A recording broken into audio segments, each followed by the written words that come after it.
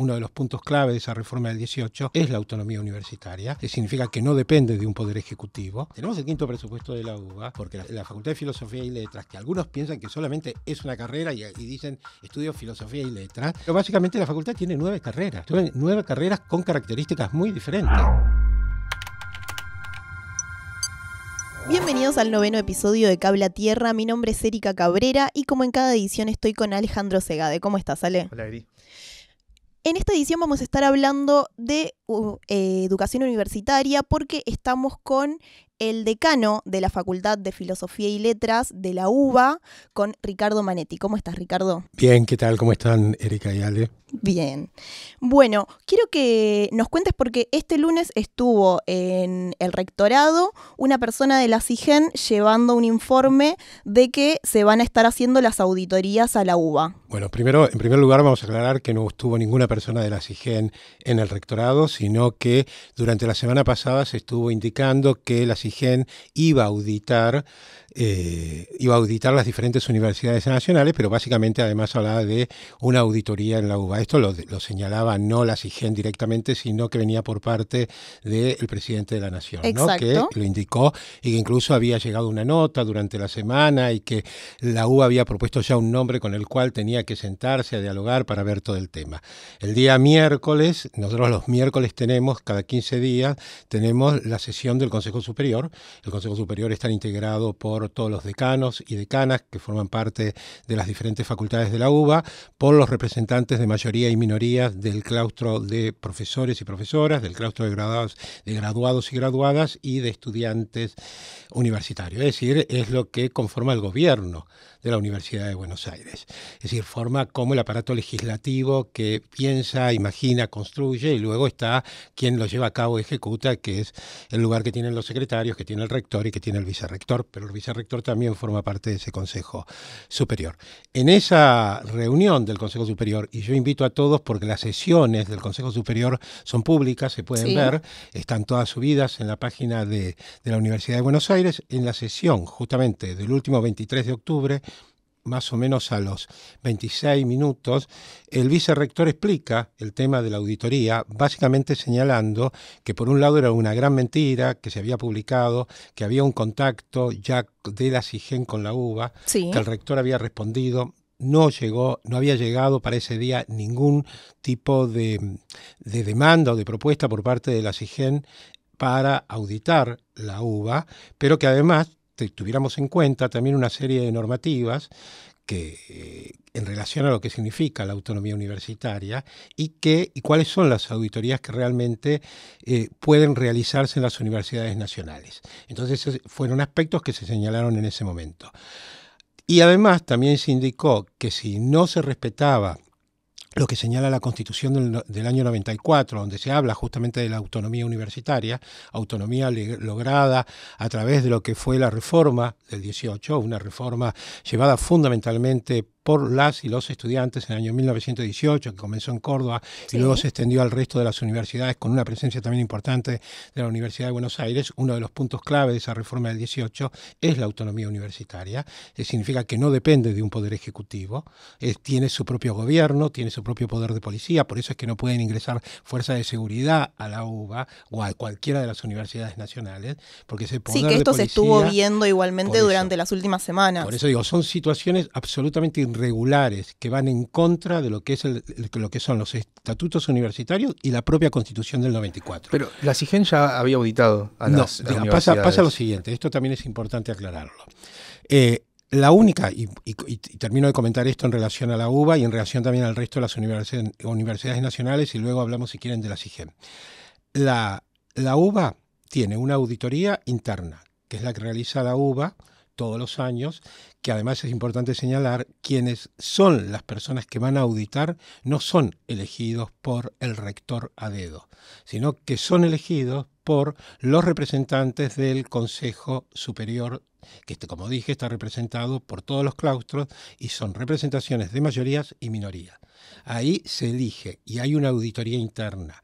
Esa auditoría interna se audita todas las facultades que integran la UBA. Hacia finales, por ejemplo, nosotros terminamos nuestros ejercicios en general hacia el 17, 16 de diciembre, porque sabemos que luego viene la auditoría.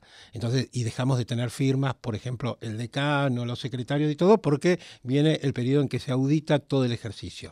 Pero si eso no fuera suficiente, también es cierto que los organismos, que también cada facultad tiene su propio consejo directivo, también integrado por mayorías y minorías, donde hay un control estricto sobre todo lo que se hace con las cuestiones en el funcionamiento de los presupuestos, la cuestión económica financiera. Es más, hay una comisión de Hacienda que está integrada por representantes estudiantiles, de graduados, de profesores, donde se plantean y se debaten lo que se hace con el dinero, salvo aquel dinero que viene específicamente, pero que solo paga es un directamente tipo de poder democrático. Es poder democrático, que salvo aquello que son los sueldos, que eso viene ya marcado y pautado, pero es el resto, digo, por los gastos de funcionamiento, por ejemplo, o las inversiones que uno decide hacer en obras, digo, distintos aspectos para tener en cuenta. O también el tema de los convenios. ¿Cuál es la auditoría externa que tiene la UBA? La UBA, y vuelvo a decir, no solamente la UBA, las universidades nacionales no dependen del Poder Ejecutivo. Quien vota y da el presupuesto para las universidades nacionales es el Congreso de la Nación. Es el Poder Legislativo. Por eso, quien tiene que hacer la auditoría externa corresponde justamente a la auditoría del Congreso, es decir, sí, la Auditoría General de la Nación. Esa es la Auditoría General de la Nación, es quien hace la auditoría externa. La situación que nosotros tenemos en este momento, de que asumió Milei, es que hay 3 bancas que tiene que ver con las auditorías, que no han sido ocupadas, y yo creo que es de modo intencional, y claramente lo salieron a decir. Dicen, no, a nosotros nos interesa la Auditoría General de la Nación porque no es una auditoría nuestra. Nosotros ahí no podemos intervenir, porque en general esa Auditoría General de la Nación, no por general, corresponde que siempre lo tenga la oposición. La oposición, exactamente. Entonces, en ese sentido, ellos no quieren que avance la Auditoría General de la Nación, que es a quien le corresponde, y no a la SIGEN, porque la SIGEN lo que hace es una auditoría interna de todos los organismos que dependen del Poder Ejecutivo, incluso los organismos descentralizados. Nosotros no formamos parte del Poder Ejecutivo. Y ahí es donde viene esta situación que uno diría que es medio límite, porque en el momento en el cual vos permitís esa auditoría, estás permitiendo una intervención desde el Poder Ejecutivo que no corresponde, y eso puede poner en peligro. Otras universidades, por ejemplo, creo que la Universidad de Río Cuarto tiene convenios firmados con la SIGEN. Y en esos acuerdos, creo que hay en total 26 universidades de las 57 universidades nacionales que tienen acuerdos con la SIGEN. Para que, como ellos no tienen un propio mecanismo de auditoría, para que puedan auditarlos y forman parte de ese convenio. Por eso es que vos te encontrás que hay universidades que te dicen, sí, nosotros no tenemos problemas que nos auditan, no, ya nos están auditando, porque hay un convenio con la SIGEN. Ese convenio con la SIGEN, vos tenés que explicitar claramente, digo, no, cualquier institución puede hacer acuerdos, convenios que tienen que estar aprobados por los consejos directivos y los consejos superiores, trátese de una facultad o de una universidad, donde además es muy importante las cláusulas. En esas cláusulas puede figurar que la SIGEN realiza la auditoría porque tiene un convenio con esa universidad. ¿La UBA lo podría afirmar eso? Sí, pero a la UBA no le interesa porque no necesita de la SIGEN y estamos absolutamente en contra de que intervenga el Poder Ejecutivo. Pero no les da un argumento al gobierno cuando dice... El gobierno busca encontrar un argumento porque lo que busca es intervenir en el ámbito de las grandes universidades nacionales. Nosotros lo que decimos, esto lo resuelve el Poder Judicial. Que es el Poder Judicial, porque además si esto está en la Carta Magna, si esto está señalado en la Constitución del año 94, donde además está claramente los diferentes artículos que dice quiénes son los responsables de auditar, y la SIGEN no tiene responsabilidad sobre las universidades, vos estás abriendo una pequeña puerta para un gobierno que cuando encuentra esa puerta, o cuando en realidad a veces ni siquiera la encuentra, sino que la tira, lo que le interesa al gobierno es ingresar al ámbito de las universidades para que esa autonomía se pierda. La autonomía significa libertad de cátedras, concursos libres, tanto para el claustro de docentes y no docentes. Nosotros no ponemos docentes a dedo, se realizan los concursos. Hay concursos, a veces son también las elecciones internas que se hacen hasta el momento en que se realiza el concurso, concursos por antecedentes y por pruebas de oposición, tanto para docentes como no docentes. También son los subsidios y la presentación de subsidios para el otorgamiento de becas, para el otorgamiento de subsidios de investigación. Y además para todo eso tenés que llenar una cantidad de papeles para luego también poder devolver, y donde está clarísimo en donde vos estás afectando cada uno de los aportes que te dan, ya se trate de un subsidio o se trate, que son las políticas de investigación. También hay políticas de investigación que tienen que ver con aquello que interesa y forma parte de los saberes de cada una de las facultades. Esto es lo que le molesta al gobierno. ¿Cuándo fue la última vez que la Auditoría General de la Nación hizo una auditoría sobre la UBA? Ya hace varios años, porque todos los años hay guías distintas. Nosotros estamos pidiendo, y esto lo dijimos hoy, queremos pedirle que si la UBA no está para el 2025, nosotros queremos y lo vamos a subrayar y remarcar, nosotros queremos que el 2025 nos audite la Auditoría General de la Nación. Nosotros queremos que vengan y nos auditen. Nosotros no tenemos problemas que nos auditen. Lo que no queremos es que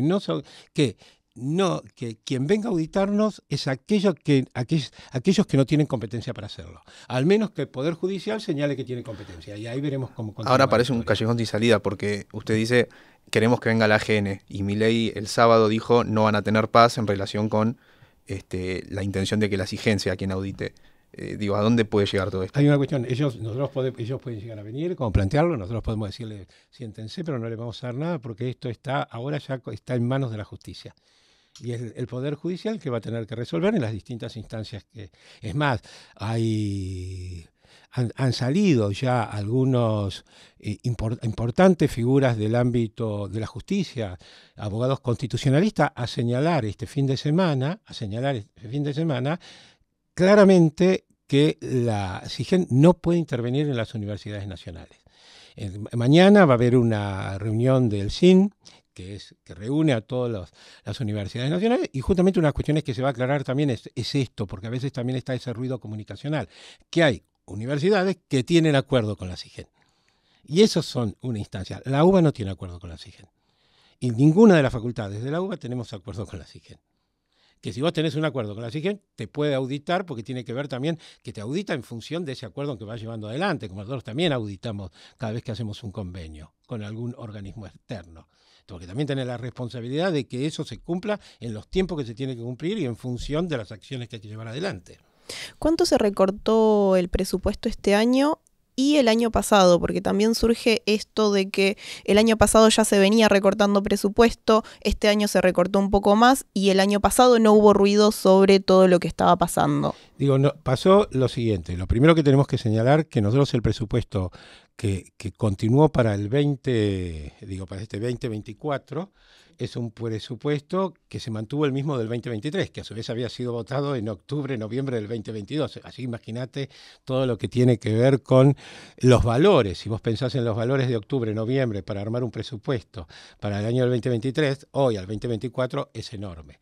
Nosotros en su momento, a partir de lo que fue la primera gran marcha, la marcha del 23 de abril, nosotros en aquel momento lo que salimos, toda la comunidad universitaria a nivel nacional, acompañado por la sociedad de un modo importantísimo, era por los gastos de funcionamiento. Había una primera instancia y realmente estaba ocurriendo.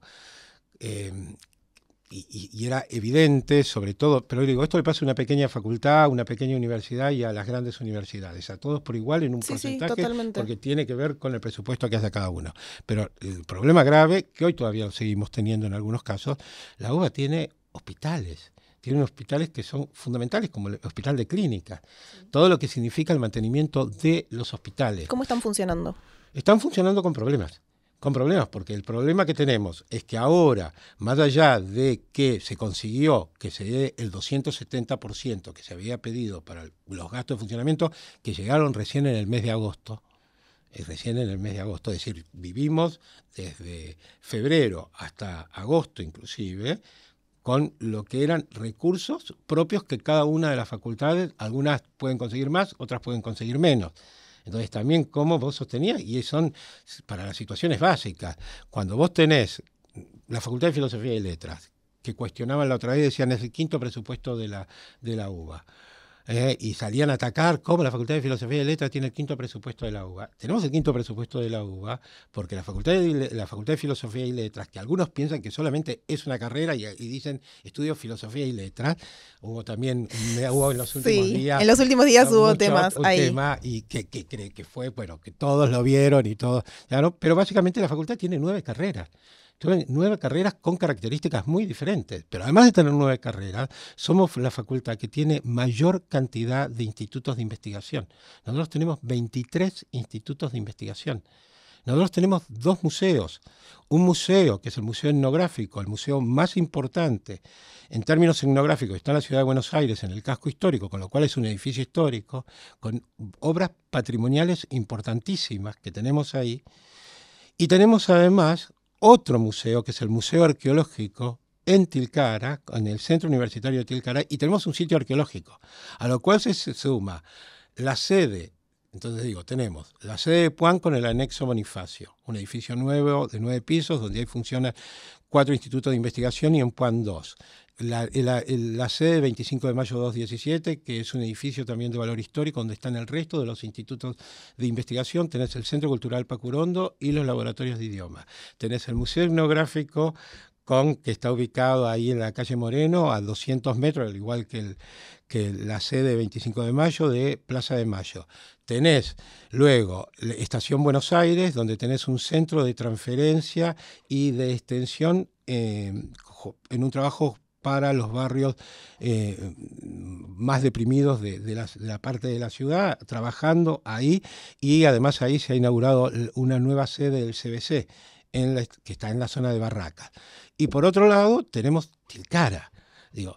Esta es la comunidad de Filosofía y Letras. Y también hay que decirlo, cuando aquellos que cuestionan Filosofía y Letras, los rankings, que siempre está bueno y nos gusta decir los rankings, cómo figura la UBA, pero también decimos que si ustedes miran entre las 10 carreras, cuando aparecen las 10 carreras más importantes de la UBA, generalmente 3 o 4 son de la Facultad de Filosofía. Bueno, eso te quería preguntar justamente. Porque además tenemos una cantidad importantísima de investigadores con ISET.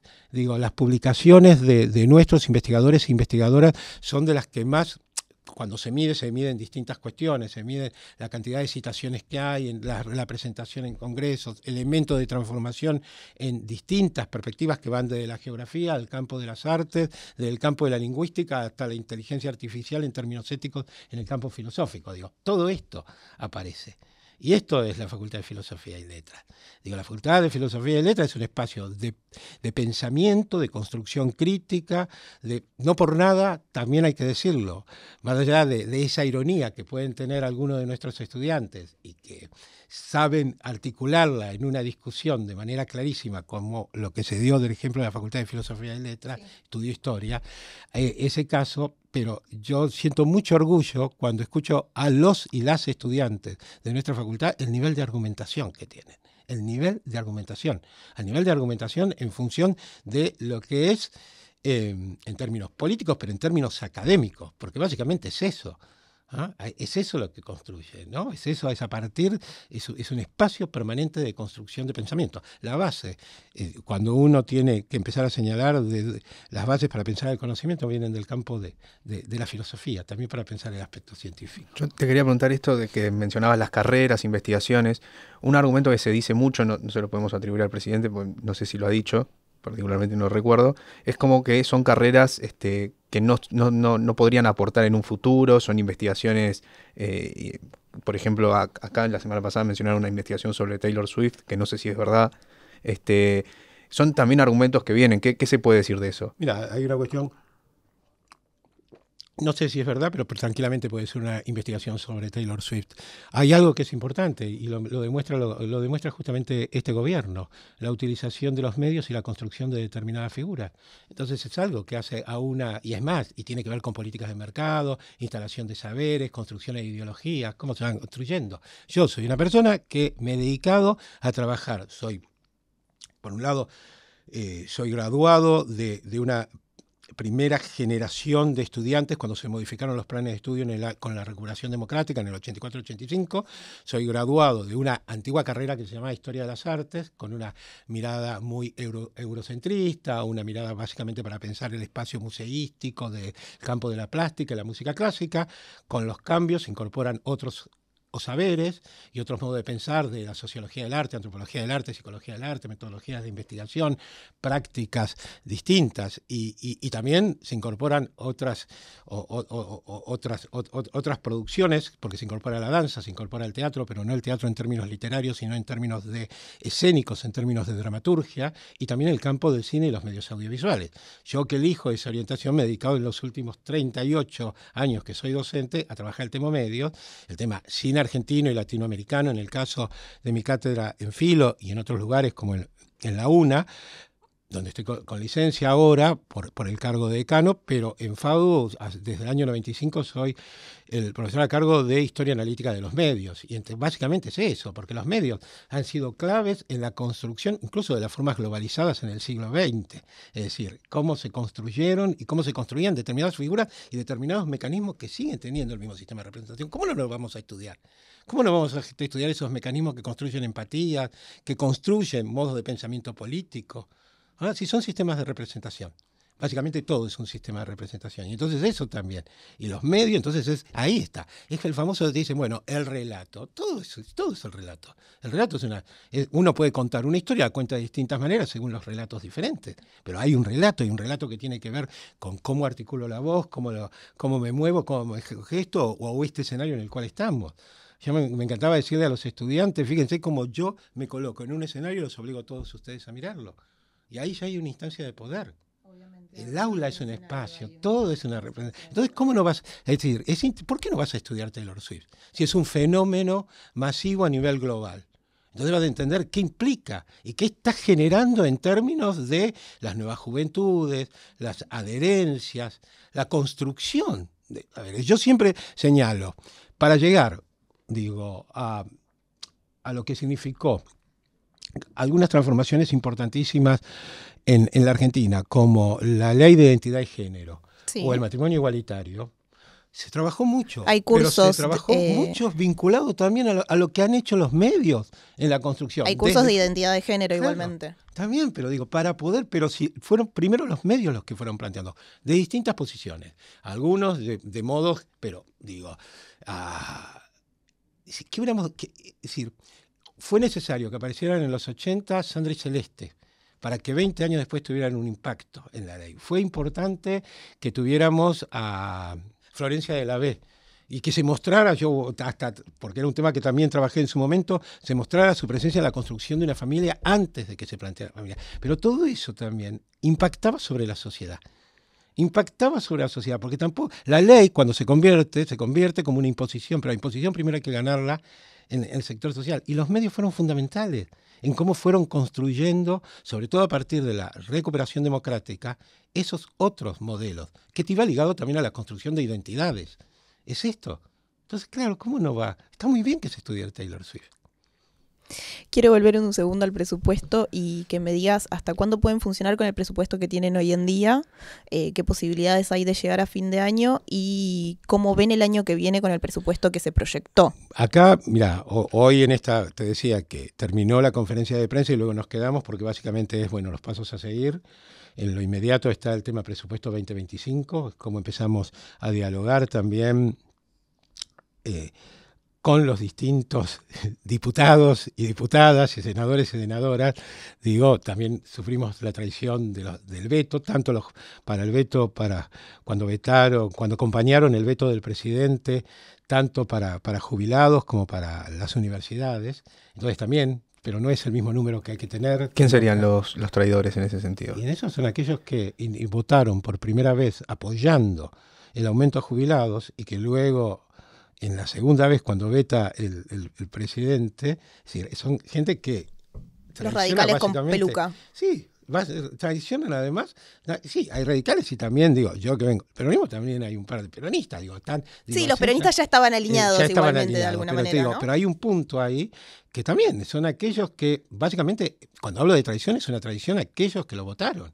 en la línea que lo votaron, porque ellos no votaron a lo que estaba planteando Milei, ¿entendés? Entonces ahí hay cierta traición, por eso también los problemas que también se están ocurriendo en este momento. Entonces la idea es poder sentarnos a hablar con las diferentes bancadas para poder discutir el tema presupuesto, digo, y no nos queda tanto tiempo. Ahora que mencionas el Parlamento, el secretario de Políticas Universitarias dijo... Subsecretario. Era secretario cuando teníamos ministerio.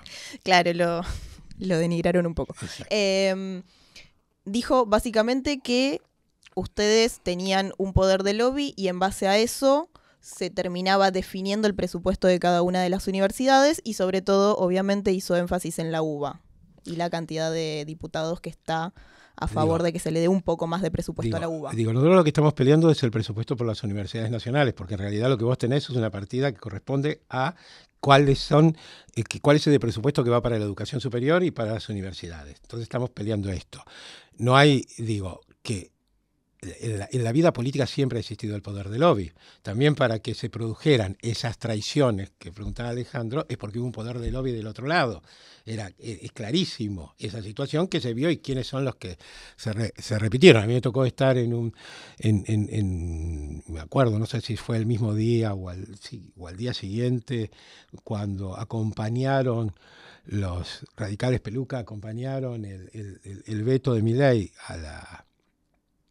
para que no saliera básicamente la ley de financiamiento, que era para terminar el 2024. Totalmente, no era para 2025. Era para estos pocos meses. Por eso preguntaba cómo están hoy. Y me tocó un pequeño debate con el diputado Campero y planteaba cosas que se volvían insostenibles, porque decía, bueno, a ver, dentro de un año encontrémonos y vas a ver que esto que se está prometiendo, intentaba dar números y era insostenible. Yo digo, no, yo necesito saber ahora qué es lo que pasa. Nosotros tenemos que funcionar ahora. ¿Cuál es la realidad que nosotros estamos atravesando? Nosotros vamos a terminar el cuatrimestre, y esto se dijo de manera clara, para que ningún estudiante pierda el año. Las clases se siguieron dando aún con facultades tomadas, se hicieron las clases públicas, se tomaron los parciales. En el caso de Filo llegamos a entregar diplomas en la calle, sesionó el consejo directivo de varias facultades en la calle, hasta votamos nuevas carreras. Todo siguió funcionando porque el concepto de la toma, que es fundamental, que llevaron adelante los estudiantes, de poder tener ellos el liderazgo sobre esa situación, es clave porque siempre tienen que ser, por eso señalaba a los estudiantes del 18. Me parece que es clave. Pero por otro lado, la idea es que vamos a terminar y nos cuesta mucho terminar. Nos cuesta mucho. ¿Sabes lo que significa? Nosotros necesitamos dinero por esto. Se te rompe un ascensor y vos tenés que arreglarlo. Se te rompe un baño y tenés que arreglarlo. Pero el problema hoy enorme que tenemos, y que están poniendo el hombro de una manera increíble, son los trabajadores y las trabajadoras, porque antes peleamos por los gastos de funcionamiento, pero ahora son los trabajadores y las trabajadoras, docentes y no docentes. ¿Se están yendo docentes? En algunas facultades se fueron muchísimos. En el caso de, por ejemplo, agronomía, veterinaria, exactas, la decana de agronomía salió a decir, ¿no?, que casi 30 docentes, también en el caso de ingeniería. El tema es que son docentes investigadores que tienen equipos de investigación. Entonces se pierden también el desarrollo de esos equipos. Y en cuanto a las carreras, hay posibilidades de que estas nuevas carreras que votaron, otras que se están dando el año que viene, por ejemplo, la Universidad de Quilmes. La Universidad de Quilmes cerró 12 inscripciones para carreras de sistemas, explicaron los motivos, dijeron que no tenían la posibilidad con el presupuesto actual de poder mantener ese tipo de carreras y toda la parte tecnológica que necesitaban para mantenerla. ¿A ustedes en Filosofía y Letras le está pasando algo similar? No, vamos a seguir manteniendo las 9 carreras y además hemos votado en el último consejo directivo y en el superior ya se aprobaron, por ejemplo, 2 bachilleratos universitarios, que son que vos podés tener a partir de un recorrido. Es un bachillerato universitario en la carrera de filosofía, un bachillerato universitario en filosofía y el otro bachillerato universitario es en arte, que a partir de un recorrido, de una cantidad de materias específicas, a vos se te da un título intermedio y sos bachillerato universitario en artes de la Universidad de Buenos Aires. Luego podés continuar para tener tu título de licenciado, profesor y la instancia de posgrado si querés hacerlo, pero te da un título intermedio que te permite determinados alcances, lo que se habla de alcances para llevar adelante. Y en el caso Digo, estos dos ya fueron aprobados por el Consejo Superior. También votamos la creación de tecnicaturas. Digo, pensando también en algunos de los reclamos de las nuevas generaciones en función de la duración de las carreras. Exactamente, son carreras mucho más cortas. Y entonces las tecnicaturas están pensadas para 2 años, 2 años y medio. Incluso con un CBC que tiene menor cantidad de materia. Es un CBC con otras características. Y donde que se creó, por un lado, la tecnicatura, que esto es del área de la carrera de Bibliotecología y Ciencia de la Información, una en el área de archivos, ¿no? Que va a ser, creo que va a interesar muchísimo, y además teniendo en cuenta, cuando hoy uno piensa el tema de la bibliotecología, hay que pensarlo en términos de los nuevos mecanismos. Sí, de la parte web. Claro, entonces digo, también eso y todo lo que es el tema de indexación, todo eso, y que creo que va a ser importante. Y lo otro es en el área de artes, también una tecnicatura de 2 años en el área de producción, de actividades artísticas y culturales, ¿no?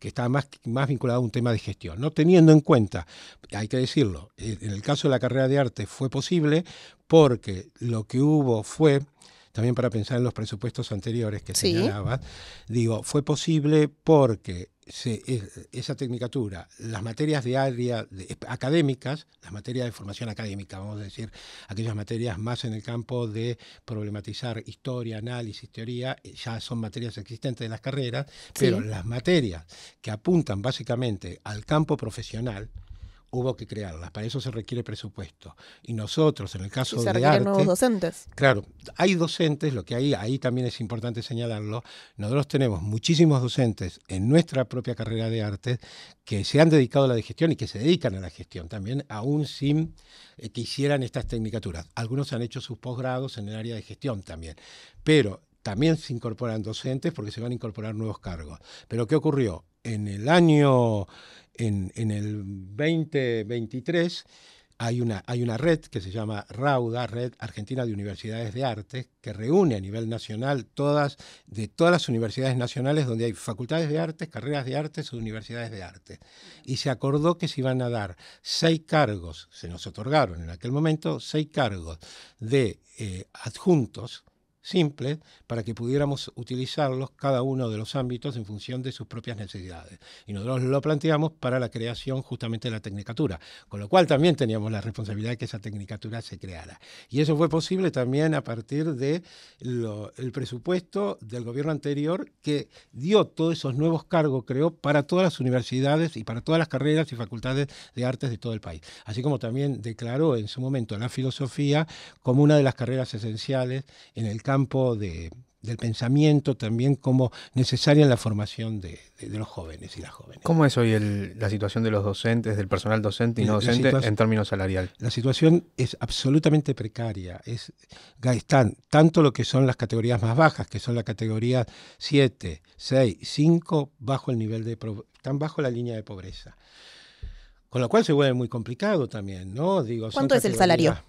Los salarios no llegan, rondan alrededor de los 500.000 pesos y también, y son situaciones muy difíciles. ¿En esas categorías son los 500.000? Sí, esas categorías. Cuando además vos también lo que planteás, categorías que no tienen a lo mejor una X cantidad de años. Cuando vos llegás a tantos años de antigüedad, se mejoran esas categorías. Pero también estamos hablando de las nuevas categorías iniciales. Claro, que en realidad luego vos podés tener la posibilidad de ir concursando y ganando, pero también es cierto que a medida que se avanza en el esquema, cada vez hay menos categorías. Es decir, hay en toda la Facultad de Filosofía y Letras, para los no docentes, hay solo 2 categorías 1, que son los que llegan a ser los directores generales, mientras que las categorías 7 es el gran número. También eso hay que entenderlo como un esquema de trabajo, que pasa también en las cátedras. Vos tenés un titular, un adjunto, JTPs y auxiliares. Hay cierta estructura que también en ese mecanismo. Entonces también esto hay que señalarlo. Entonces es cierto que ese no docente no puede mantenerse con ese dinero, necesita tener otro trabajo. Y eso también se complica y es entendible que eso le pase. Cuando antes estaba todo abocado su vida a poder hacer su trabajo en la facultad. Y los docentes también, que es que es algo que tiene la UBA, que tienen otras universidades también, pero en la UBA vos tenés, y sobre todo en algunas facultades, aún más que otras, muchísimos docentes que tienen dedicación simple. Vos podés tener una dedicación simple, una dedicación semi-exclusiva y una dedicación exclusiva. Si vos tenés una dedicación exclusiva, tenés que dedicarle toda la totalidad de tu trabajo, de horas que corresponde a la facultad, generar grupos de investigación, llevar adelante investigación, lo mismo si tenés semi-exclusiva, que sería la mitad de tiempo. Ahora, la mayor cantidad de cargos, y no solo de auxiliares, sino incluso de titulares y adjuntos, son simples. Entonces, para que puedas sumar una renta relativa, tiene que tener por lo menos 4 cátedras en 4 ámbitos diferentes. Y eso también es un costo, lo que es la movilización en la ciudad, el funcionamiento, 4 lugares distintos. No, si llegás a cada uno de los lugares, básicamente. Sí, digo, te doy el ejemplo concreto. Yo te dije, era docente en FADU, docente en la UNA y docente en Filo. Generando grupos de investigación, haciendo, por todo lo demás no lo podés dejar. Totalmente. Quiero volver un segundo al presupuesto del año pasado. Vos me decís que tenés la posibilidad de abrir diferentes cátedras, diferentes... Esto es por lo que te decía. Claro, por el presupuesto 2023. Y por lo que otorgó Rauda, el que dio en ese caso el Ministerio de Educación. Eso, exactamente. Quiero saber si realmente tuvieron una caída del presupuesto, y como se dice hoy en día, no se hizo absolutamente nada, sino que se empezó a tener manifestaciones, a tener otro tipo de pedidos a partir de la caída que existe del presupuesto a partir del 2024. Sí, digo, acá hubo una situación muy concreta. Nosotros nos sentamos, digo, también, esto es importante marcarlo, para los distintos proyectos también hay gente contratada. Digo, más allá, vos tenés contrataciones en función de proyectos para llevar adelante. Nosotros tenemos, por dar un ejemplo, los guías que están en el sitio arqueológico de Tilcara son personas que han sido contratadas, que se han formado para ser guía y son contratados para ser guía del sitio arqueológico.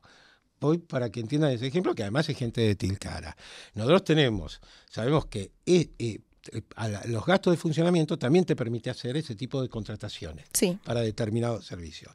Nosotros lo que también tenemos, cada facultad intenta tener cómo generar sus recursos propios. Nosotros generamos recursos propios a través de algunas situaciones de convenio, también a través de lo que es nuestro laboratorio de idiomas y también a través de instancias de posgrado. Y lo que en su momento, me acuerdo, ya viendo la situación en diciembre, porque es más, ahora a mí me parecía el secretario de Hacienda diciendo, Ricardo, tenemos que sentarnos ya en noviembre a ver cómo planificamos el 2024, sobre todo con todas las actividades pendientes y con todo lo que son inodoros, y que ninguna persona de esos contratados se quede sin trabajo. Entonces también fue algo que, debo decir, que por parte de los secretarios hicieron un trabajo enorme, digo, lo que fue el secretario de transferencia para que se incrementara el número de estudiantes en los cursos de laboratorio de idiomas. Hubo que mejorar algunas cosas, transformarlo, hacerlo, pero porque eso era lo que permitía sostener también, esto es como hay determinadas áreas que sostienen a otras. En ese sentido. Entonces, también, y eso es también lo que vos discutís y se plantea en el armado justamente de las comisiones que tienen que ver con el Consejo Directivo. ¿Qué es esto? Bueno, ¿cómo se distribuye esto? Tenemos estos programas. No, lo primero que quisimos es que nadie se quedara sin trabajo. Y eso lo mismo pensamos hacer para el 2025. También, ¿con las auditorías no piensan en cómo racionalizar también las partidas? Pero las auditorías, claro, pero justamente lo que te hace la auditoría cada vez que viene, porque tenemos una auditoría interna. Claro, en la auditoría interna. Siempre lo que te dice, lo que te viene y te plantea, miren esto, acá convendría hacerlo de tal manera. Están las recomendaciones y uno tiene en cuenta esas recomendaciones.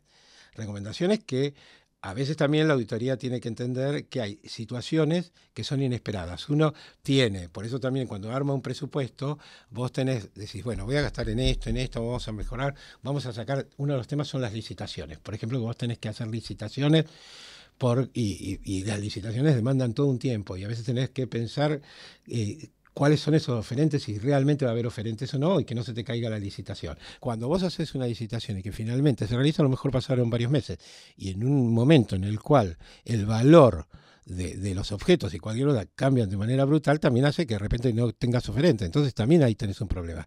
Pero te puede ocurrir que hay algo. Vamos, por ejemplo, vos decís, voy a licitar, no sé, el cambio de un ascensor. Y estás pensando en esa situación y te ocurre en el medio de la licitación que el ascensor dejó de funcionar. Y vos tenés que resolver porque tenés gente que requiere el ascensor. Entonces también tenés que arreglarlo antes de entonces vos también cambiarlo. dentro de lo que es esa cuestión presupuestaria siempre aparecen otras cosas que no sabes que puedan llegar a ocurrir.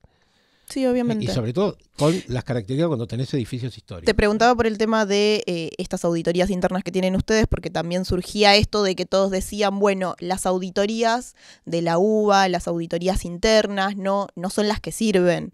Bueno, en realidad, si vos tenés una menor porción del presupuesto en 2023, tenés una mucho más chica porción del presupuesto en 2024, ¿cómo haces para funcionar? Necesitas sí o sí racionalizar la plata que te entra. Por eso digo, pero ahí lo que vos tenés es, vuelvo a repetir, tenés la partida que te viene por parte de, en este caso, aquella que te ha votado, que ha votado el Congreso Nacional y que luego están las partidas que corresponden a cada una de las universidades, dentro de las universidades, cada una de las facultades, pero también está lo otro que vos podés incrementar, que son los recursos propios. Por eso te digo, ahí es donde vos buscás determinado equilibrio. Si nosotros no tuvimos, no nos entró partidas para gasto de funcionamiento hasta agosto, luego sí en agosto empezó a entrar y ahora está entrando y esperamos que de acá, generalmente te va a terminar en enero, febrero, que está bueno porque te permite continuar en el verano, que la gente tiene que seguir cobrando y no ganando. Pensá que todo eso lo hicimos con los gastos, con las partidas propias. Y había que hacer un trabajo muy minucioso para ver a qué aplicábamos cada una de esas partidas, teniendo en cuenta que tal vez alguna teníamos que ir cambiando sobre la marcha, por este ejemplo que te daba. Por otro lado, hay algo que también quiero señalar que es muy importante. Todas las auditorías de la Universidad de Buenos Aires están subidas a la página a la web de la Universidad de Buenos Aires. Se pueden ver las auditorías que corresponden a cada una de las facultades de todos los últimos años. Se pueden ver también cuáles son los convenios que está toda la información subida ahí en números. Si justamente cuando yo hablaba de este quinto presupuesto fue porque hubo un día, hoy ya lo hablaba con otros decanos porque alguien dijo, uy, sí, porque salieron a atacarme con esto, un mismo programa, yo dije, bueno, a vos te tocó ahora. Hubo como un día que a cada uno de los decanos de la UBA nos destinaban, yo creo que fui de los primeros, que fue justamente el día que se vetó la ley de financiamiento, y que una de las cosas, y además lo tomaban, de los datos lo tomaban de una auditoría del 2022, que se había hecho en Filosofía y Letras, donde ahí cuando planteaban cómo puede ser que nosotros tuviéramos el quinto presupuesto, porque esos informes más alto, el valor, sí. Ahí sí tenía la información del último año, y decían, ¿cómo puede ser una facultad que básicamente lo único que hace es leer y problematizar lo que lee? Eso entienden que es la Facultad de Filosofía y Letras. Y por el Hay otro un desconocimiento lado, de lo que es igualmente la Facultad de Filosofía y Letras. Claro, pero es un trabajo enorme. Pensemos que Filosofía y Letras, cuando uno habla también hoy hablábamos de identidad, nosotros mañana vamos a estar conmemorando los 30 años de la creación de la Cátedra Libre de Derechos Humanos. Fue la primera cátedra de derechos humanos que hubo en la Universidad de Buenos Aires. Todo el trabajo, gran parte del trabajo que se hizo en los campos de detención, la hicieron arqueólogos de nuestra facultad. Digo, porque uno piensa el arqueólogo un poco pensando en Harrison Ford, bueno, pero sí. El arqueólogo trabaja con esto que son los rastros de aquello que va encontrado. Ahora, los que estaban trabajando en el Atlético fueron todos echados por este gobierno. Y se quedaron sin trabajo, pero además quedó parado ahí el trabajo sobre la memoria, verdad y justicia. Digo, esto hace también Filosofía y Letras. Digo, es tan enorme. Entonces digo, ahí a veces es donde a veces cuesta contarlo tanto porque es tan enorme y son tan diferentes y al mismo tiempo tan parecidas las carreras en términos de algo que los atraviesa de un modo transversal, pero también con prácticas muy concretas y diferentes. ¿Ah? Entonces, esto es lo que ocurre. Pero había algo que me quedó en el camino que creo que vos me estabas preguntando cuando Yo hablo de esto de decir, bueno, ¿qué es la...? No, yo estaba diciendo No, que a en cada uno realidad salieron sobre el que presupuesto interno. los datos están, y es importante ir a verlos, y uno de los planteos que hizo una periodista señalaba, incluso diciendo, pero yo no entiendo que este decano, el decano Manetti, continúe siendo decano, porque en los datos del 2022, primera información que debiera tener es que yo en el 2022 no era decano. No eras decano. 2022 no era decano, y además si fuera decano también me haría cargo, porque incluso decía, hay tanta cantidad de estudiantes que se anotaron en las materias, pero no la terminaron de cursar. Lo medía en términos cuantitativos.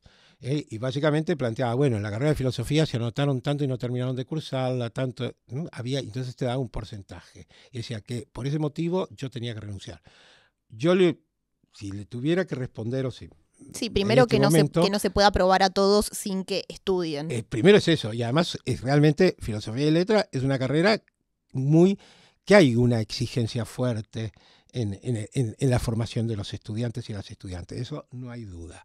Pero además también señalar que estábamos saliendo en una etapa post-pandémica.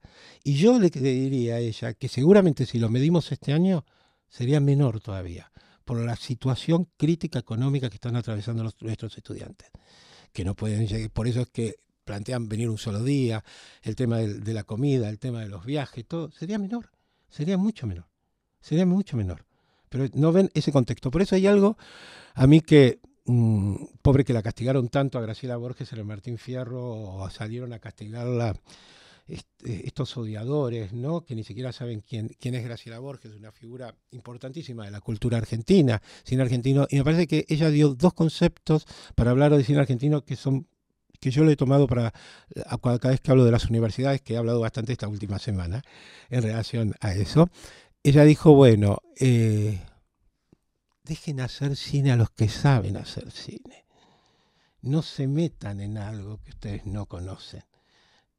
Digo, ustedes pueden llevar adelante una política audiovisual, no hay duda, pero para eso generen una política audiovisual o siéntense con quien sepa. Hoy el Inca no está produciendo, entonces dejen hacer cine. Y el otro ejemplo que dio es que ya había hecho una película en el año 1967 dirigida por Leonardo Fabio, El Dependiente, que ella dijo, no la vio nadie, ni mi mamá la vio. Hoy El Dependiente, cuando vos haces generalmente cada tantos años se hacen críticos, investigadores, teóricos de cine, hacen un listado de las 10 películas más importantes del cine argentino, suele aparecer El Dependiente. Es una película fundamental en la historia del cine. Es una película que luego se convirtió en vista, trabajada, analizada, importante. Entonces, si vos me dicen cantidad solamente y no me dicen calidad, y lo que eso, que a lo mejor no vio nadie o vio muy poquita gente, fue el germen de muchas transformaciones que vinieron posterior en el cine y que vinieron en los medios audiovisuales. Esa es la responsabilidad que tiene la universidad, esa es la responsabilidad que tiene el cine, que tiene la cultura. Desde ya que hay que hacer películas, y a mí me encantan las películas que llevan multitudes, que son masivas. Taquilleras. Me encantan y las disfruto y voy a verlo, y me eduqué viendo ese cine siendo chico. Siempre dije, mi papá decía que no sabía bailar, entonces la salida con mi mamá eran los cines. Y así, entonces también nuestra salida familiar fue ver cine toda la vida. Pero por otra parte, digo, también lo que estamos diciendo, eso que ocurre en el campo de la cultura, también son los grandes elementos transformadores, como es en el ámbito universitario. A veces hay un investigador que es el que va a generar un gran cambio en la transformación. Tampoco todos los estudiantes ni tampoco todos los graduados de la Universidad de Buenos Aires se dedican a la investigación. Muchos de ellos, y en el caso de la Facultad de Filosofía y Letras, hacen su profesorado para ser profesores. Y hay algo que cuando ese profesor formado en una universidad nacional va a dar sus clases, hay algo que moviliza de manera diferente al estudiante. Muchas gracias, Ricardo. Gracias a ustedes.